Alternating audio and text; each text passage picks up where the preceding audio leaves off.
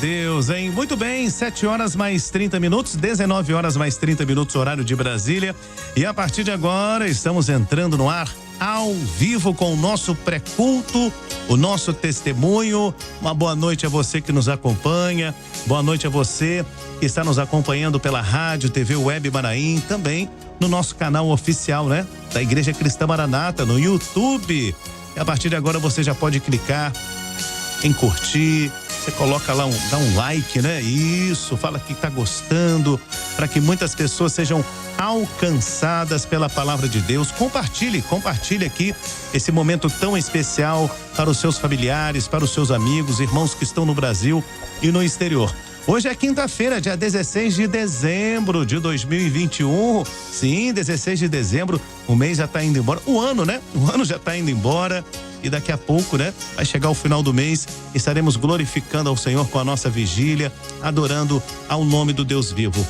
Hoje, quinta-feira, tem culto de oração, um momento de busca, um momento que estaremos juntos, chorando aos pés do Senhor Jesus. E você vai poder participar do nosso culto online daqui a pouco às 8 horas da noite, transmissão pelas nossas plataformas digitais. E nesta quinta-feira, hoje nós vamos receber, já estamos recebendo aqui, você já pode observar pelos nossos canais, né? Na TV Web, no canal no YouTube. Nós vamos conversar hoje e você vai ouvir o testemunho do pastor Eduardo Míquel. Pastor Eduardo Míquel que está sempre nas madrugadas aqui da Rádio Manaim contribuindo. Ele que é natural de Vitória e mora ali na Mata da Praia, né? No bairro Mata da Praia, na Grande Vitória, aqui no estado do Espírito Santo. É natural, aqui de Vitória, no Espírito Santo. E o nome da sua esposa é a nossa irmã Lívia. E pai dos nossos queridos, os filhos abençoados, os varões. O Daniel tem 12 anos e o Lucas tem 8 anos. Aproveitando, mandar um abraço aí já pra dona Lívia, pro Daniel, pro Lucas. Que Deus abençoe essa grande família em nome de Jesus. Pastor, tá congregando, pai do senhor, querido, tá congregando, tá à frente de qual igreja, pastor, em Vitória? A paz do Senhor, Jorge. Respondendo a sua primeira pergunta, eu estou nas igrejas de Aeroporto e Mário Ortiz 1. Um abraço aqui, aliás, para a igreja do Aeroporto e Maria Ortiz 1, que também estão ligados, estão conectados conosco. Bom, falei aqui que o pastor é natural de Vitória, no estado do Espírito Santo. Pastor, já está com quanto tempo já de ministério? Eu tenho 6 anos de ministério. 6 anos de ministério. Então nós vamos, pastor tá à frente aí, tá cuidando das ovelhas há 6 anos e você agora vai saber um pouco mais da história do pastor Eduardo Míquel. Pastor Eduardo Míquel, o pastor nasceu já dentro de um lar evangélico, o pastor ou não se converteu depois, quando jovem. Como é que foi o seu encontro com o Senhor Jesus? Fica à vontade. Jorge, não, eu não nasci num lar evangélico, mas os meus pais, eles se converteram quando eu ainda era muito novo. Aproximadamente assim, quando eu tinha uns 5 anos de idade, eu já tenho algumas memórias assim de eu caminhando, né, com os meus pais, né, principalmente com a minha mãe, que foi primeiro, e nós caminhando para a igreja, né? Passado aí uns 2 ou 3 anos, eu já aí próximo dos 8, 9 anos, eu tenho assim boas lembranças de eu saindo com os meus pais, agora já o meu pai também, para fazer, vamos dizer assim, visitas, um trabalho de visitas que os meus pais, nós morávamos em Vitória e todo domingo a gente ia para Nova Almeida. Nós passamos alguns anos ali, todo domingo nós íamos para lá. Ainda nós não éramos da igreja ainda, da Igreja Cristã Maranata, mas eu tenho essas boas recordações, porque eu não entendia muito o que eles faziam ali, mas eu sabia que eles estavam fazendo a obra de Deus ali naquele lugar, né? E aí, aos 10 anos, eu vim para a obra. E né? Seus pais eram de qual igreja na época? Os meus pais, na época, eram da Deus e Amor. Deus é Amor. Né? E hoje, eles são da Assembleia de Deus. Maravilha. Um abraço aqui aos irmãos da igreja Deus é Amor e Assembleia de Deus. Irmãos estão sempre ligados conosco também nessa mesma comunhão. Aliás, independente, né, da sua denominação, mas está conectado conosco Que Deus abençoe os nossos irmãos. Então, assim, aos 10 anos eu vim, o primeiro culto para mim já foi uma experiência, né? Tanto é que quando eu cheguei em casa, eu falei bem assim para minha mãe. A primeira vez que eu tinha entrado numa igreja nossa, e eu cheguei em casa e falei para minha mãe bem assim: eu quero voltar nessa igreja, né? Eu gostei de lá. E desde esse dia eu fui voltando para os cultos e até hoje o Senhor tem me sustentado. E nessa época que você, digamos assim, me definisse, você estava com quantos anos? 10 anos? Estava com 10 anos. 10 anos, 10 né? anos. Maravilha. E aí eu passei esse período, né, de 10 até os 15 anos ali. E qual a igreja na época? A igreja de Bairro República. Bairro República. Uhum. Ali em Vitória também. Quem era o pastor? Você lembra? Na época? Lembro. Era um pastor que depois ele foi pro sul do estado, do sul do Brasil, mas o nome aqui eu não me recordo não. Mas depois eu tive outros pastores ali, pastor Gilson, pastor Gilberto Ribeiro, né? Outros ali que foram me instruindo ali, né? Desde cedo. E aí quando chega ali por volta dos 15 anos, eu me lembro que eu tive um sonho, né? Alguém da minha família falou: você vai se batizar agora? E eu falei: não, eu acho que eu não vou batizar não. Eu acho que eu não estou preparado para isso não. E nessa ocasião eu tive um sonho com arrebatamento. E eu via o arrebatamento acontecer. Glória a Deus. E aquele sonho ali, ele foi, vamos dizer assim, uma definição na minha vida. Eu quero estar preparado neste dia, né? E a partir dali, né, o Senhor começou a me usar, né, nos diversos trabalhos, como instrumentista que eu já era. Depois comecei a tocar no Manaim também. E aí o Senhor começa a agregar novas bênçãos, até pela idade também a gente começa a viver coisas novas na presença do Senhor, né? Glória a Jesus. Ainda jovem, o Senhor já ali te dando toda a direção. O pastor conheceu a irmã Lívia antes ou depois? Como é que foi esse processo do encontro aí com a esposa? Esse processo foi interessante. Nós éramos da mesma igreja na época, né? Na época não, na verdade nós sempre fomos da mesma igreja, né? E graças a Deus hoje ela está comigo também na mesma igreja, me acompanha. Mas assim, nós tínhamos uma amizade muito grande, aquele grupo de adolescentes, depois de jovens ali, uma amizade muito forte ali. Então eu nunca tinha pensado que aquela irmã ali, aquela jovem ali poderia ser minha esposa. Aquela pessoa, né, que faz parte do seu grupo, aquele ciclo de amizade. Exatamente, né? E aí passaram-se os anos e aos poucos o Senhor foi nos aproximando até que um dia nós nos definimos. Não, acho que o Senhor tem um propósito aqui. E oramos, né? Tava com quantos anos na época? Eu já estava com 22 para 23 anos, né? E aí, naquela fase também de definição profissional, de faculdade, e eu lembro, recentemente a gente conversava sobre isso. Eu passei na UFES e fiquei como suplente.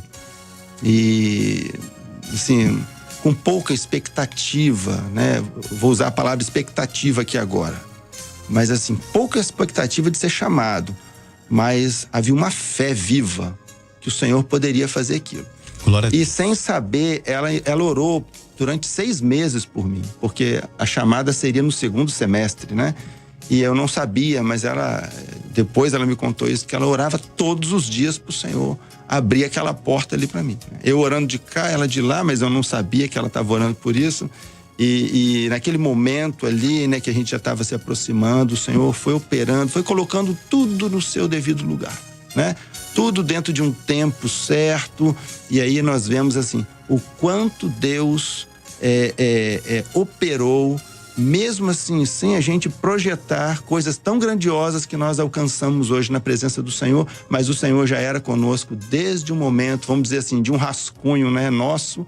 O Senhor já estava com as mãos estendidas ali. Glória a Jesus. E casou em qual ano, pastor? Já estava com 23, 22 anos o casamento foi? Não, eu estava com 22 para 23, eu casei com 27 ali em 2004. Aí vocês tiveram esse período do namoro, né? Sim, de estar se conhecendo. Glória a Deus. Aí vieram os abençoados, né? Veio o casamento, vieram os abençoados, o Daniel e o Lucas, né?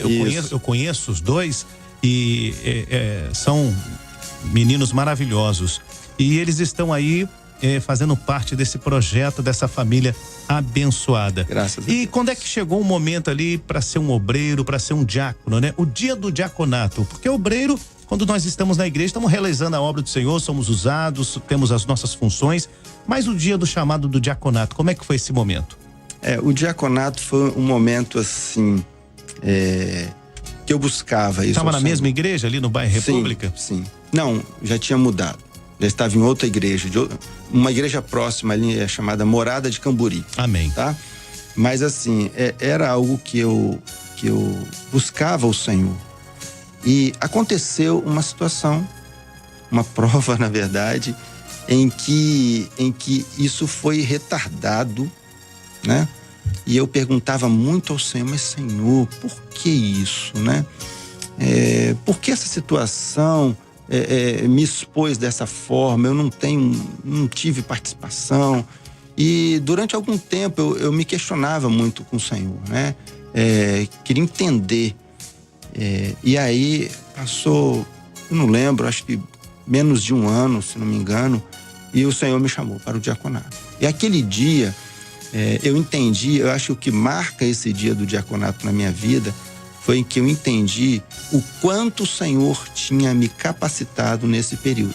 Glória a Jesus. Até em função desta prova, eu entendi assim que eu fui moldado por esta prova, por essa situação. Amadurecimento, né? Um amadurecimento, mas eu diria assim, moldado, a palavra acho que seria melhor até, né? Algumas arestas foram ajustadas. Amém. E aí eu passei a entender, agora tá claro para mim. Aí o momento chegou. Só quem passa pela prova que entende, né? E foi um momento muito especial na minha vida. Em que ano que foi o diaconato?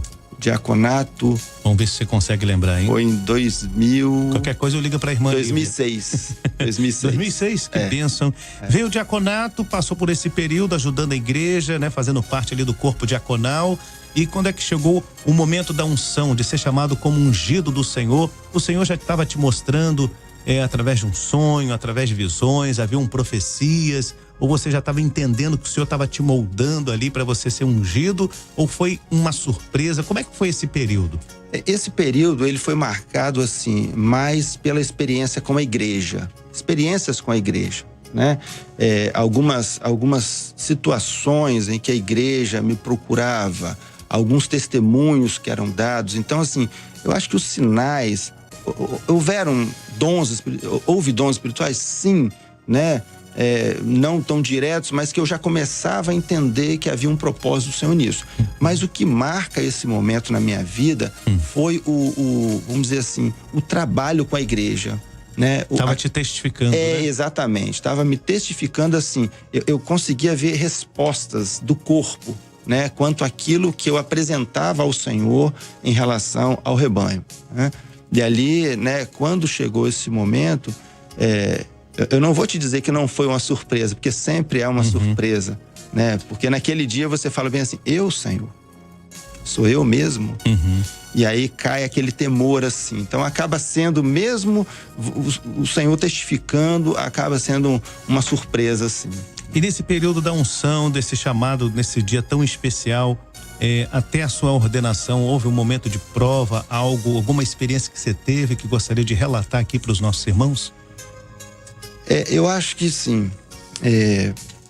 Em alguns, né, conversando já com outros pastores ungidos, alguns passam uma prova pontual, né? Aquele momento ali de dificuldade, de provação e muito trabalho ali, né? Eu costumo dizer que assim, eu fui sendo provado assim em várias situações, né? Em vários momentos onde eu falei bem assim, eu preciso agora urgente de uma direção do Senhor para uma tomada de decisão diante de um assunto dentro da igreja, né?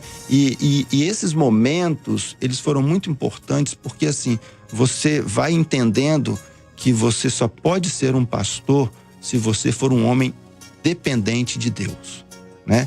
Não dá para ser um ungido ou um pastor achando que você vai pôr a mão e vai cuidar de tudo e resolver tudo. Não, a gente começa a ver que não, o Senhor tem que estar nisso. Não tem para onde ir. Se o Senhor não estiver conosco, não nos faça, né, sair. Então, eu acho que assim, as provações elas foram acontecendo gradativamente, junto com elas o aperfeiçoamento também. Glória a Jesus. E a ordenação, esse dia tão maravilhoso, foi em qual ano? A ordenação foi em 2016, né? E foi um momento muito especial que havia uma reunião de pastores naquela igreja, né, onde eu estava. Eu já estava na igreja de Mata da Praia e foi um momento muito marcante porque o Senhor falou ali, né? Um grupo de pastores ali presente, um grupo grande de pastores ali, e nós pudemos ali testemunhar daquilo que o Senhor ele já vinha mostrando, né? Aquilo que o Senhor já vinha testificando aos nossos corações, aquilo que o Senhor já estava realizando nesse momento em especial. Glória a Jesus. E nós glorificamos também por este momento a ordenação, pastor Eduardo Mikkel trazendo aqui o seu testemunho da sua caminhada, e nós queremos glorificar muito ao nome do Senhor. Muito bem, você agora conhece um pouco mais do pastor Eduardo Mikkel, que daqui a pouco às 8 horas da noite estará conduzindo o culto de oração, e você já vai se preparando, vai orando, esteja orando pelo pastor Eduardo, orando por essa transmissão, e você já vai deixando a sua Bíblia pronta para estar acompanhando o culto, intercedendo, pedindo a Deus uma bênção para a sua vida. Falando em culto, qual será o texto que o pastor vai abordar para o culto de oração nessa noite? Hoje nós vamos ler um texto que está lá no livro de Lucas, no capítulo 11, e que ele nos fala assim a respeito da oração, né, e da resposta. Lucas 11, qual o versículo? 9 e 10. Então, existe um aspecto interessante na palavra, que Jesus, ele não só falava de oração, Jesus orava, né? Então ele tinha propriedade para falar sobre esse tema. E ele fala o seguinte, pede, você vai receber. Mas existe toda uma circunstância, né? Alguns pré-requisitos para essa oração ser respondida. E é isso que nós vamos abordar nesta noite. Glória a Jesus. Então, meu irmão, já deixa aí a sua Bíblia aberta.